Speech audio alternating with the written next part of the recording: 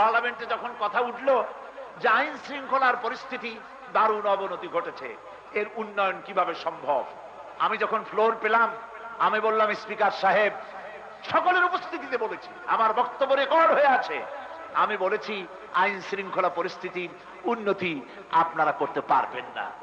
কেন পারবেন না? এই জন্য পারবেন না যে 1972 সনে আপনারা যখন ক্ষমতায় এসেছিলেন তখন ইউনিভার্সিটি সমূহের মনোগ্রামে লেখা ছিল ইকরা বিস্মি রাব্বিকাল্লাযী খালাক রাব্বি জিদনি ইলমা। এই দুটি কথা কার?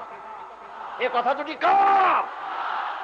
ইকরা, পড়ো তোমার প্রভুর নামে যিনি তোমাকে সৃষ্টি করেছেন। এই কথাটা কি খারাপ? নাউযুবিল্লাহ।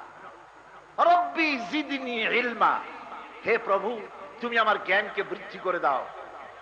আপনারা কোরআনের আয়াত দুটিকে বাদ দিয়ে ক খ গ ঘ উম বসায় দিয়েছেন সেখানে।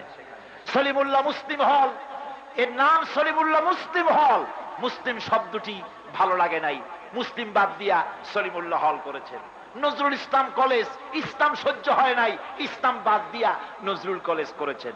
এটা আমার পার্লামেন্টের বক্তৃতা, এ বক্তব্য রেকর্ড রয়েছে পার্লামেন্টে। আমি বলেছি আইন শৃঙ্খলা পরিস্থিতির উন্নতি কেন করতে পারবেন না? এবার আসুন রাসূলুল্লাহর হাদিসে। সেটা কি?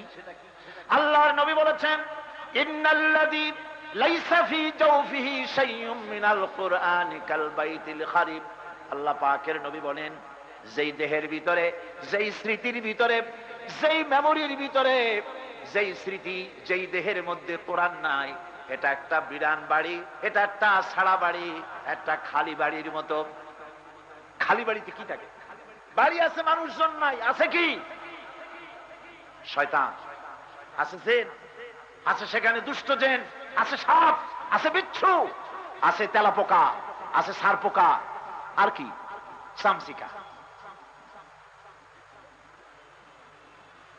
বাড়িতে মানুষ নাই, খালি বাড়ি, এইগুলো ওর মধ্যে থাকে। এবার আপনি হাদিসের সাথে মিলান, যেই স্মৃতিতে, যেই দেহের মধ্যে, যেখানে কোরআন নাই, সেটা সারা বাড়ির মতো। আজ আমার আইন শৃঙ্খলা পরিস্থিতির অবনতি সবচাইতে বেশি হয়েছে কলেজ বিশ্ববিদ্যালয়গুলিতে। কলেজ বিশ্ববিদ্যালয়গুলিতে যদি কোরআন 30 পারা পড়ানো হতো, হাদিস যদি 6 খানা হাদিস সব যদি পড়ানো হতো, তাহলে গুন্ডা বের হতো না, মাস্তান বের হতো না, ডাকাত বের হতো না। কলেজ বিশ্ববিদ্যালয়গুলি আমাকে শাহ মাকদুম, খান জাহান আলী, শাহ জালাল আমারে উপহার দিতে পারত, ঠিক কিনা? আমার ছেলের দোষ নাই, যারা কলেজে বিশ্ববিদ্যালয়ে পড়ে, আমার ছেলের কোনো দোষ নাই। ও ছেলে তো মঙ্গল গ্রহে তো আসে নাই, ওটা তো আমার ছেলে, ওটা তো আপনার ছেলে, ওটা তো আপনার আমার ভ্রাতুষ্পুত্র, ঠিক কিনা গো? আমার এই ছেলে তো সেই ছেলে যে ছেলেটি প্রাইমারি স্কুলে যখন ক্লাস 3-তে পড়তো, সেহরিতে রোজার মাসে না উঠালে মা বাবার সাথে রাগ করে কাঁদতো আর বলতো, আমারে উঠাও নাই, আমি সেহরি না করি রোজা রাখবো। সারাদিন আমার ওই ছোট্ট ছেলেটা রোজা রাখতো। আরে ছেলেটা রোজা রাখতো না খাইয়া, বাপের সাথে মায়ের সাথে জেদ ধরে কোরআন শরীফ পড়তো, আলেম দেখলে দোয়া চাইতো, পীর সাহেবদের কাছে যেত, বাপের সাথে মসজিদে যেত।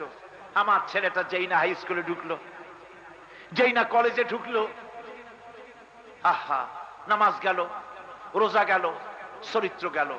বিশ্ববিদ্যালয়ে ঢুকলো, অমনি মন্ত্র শিখলো, দেয়ার ইজ নো গড, স্রষ্টা বলতে কেউ নাই।